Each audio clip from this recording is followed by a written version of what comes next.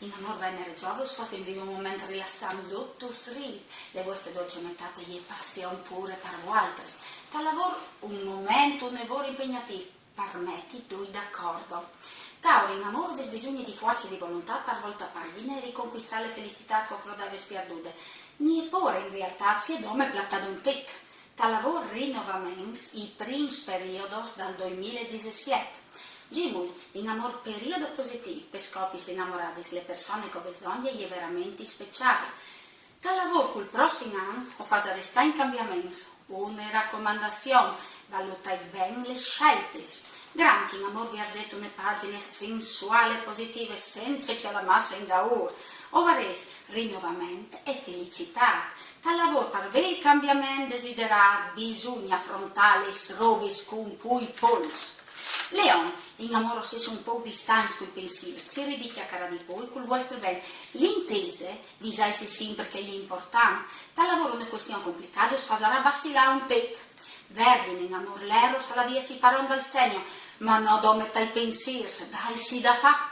Tal lavoro 2017, all'insegna dall'ordine e dai cambiamenti, fasesi però valè. Bilancia in amore fa un passo importante perché a tale tranquillità perdute.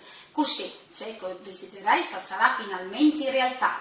Tal lavoro le stelle su sconsendi che a le readiness de situazione.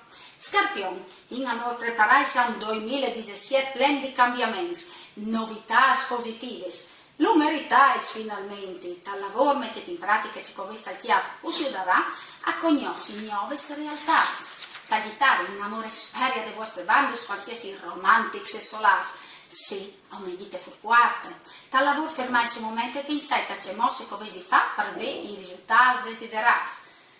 Capricorni, in amore imparai a catturare le emozioni con che riven e occhiatares le vere felicità che in ponte di pis usurapirai il cur.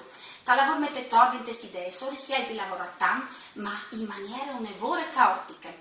Acquari, in amore un viaggio all'orizzonte per volte schiaz dal segno, le passioni un più fascinose dal solito. Tal lavoro finalmente le vostre finanze e decolling.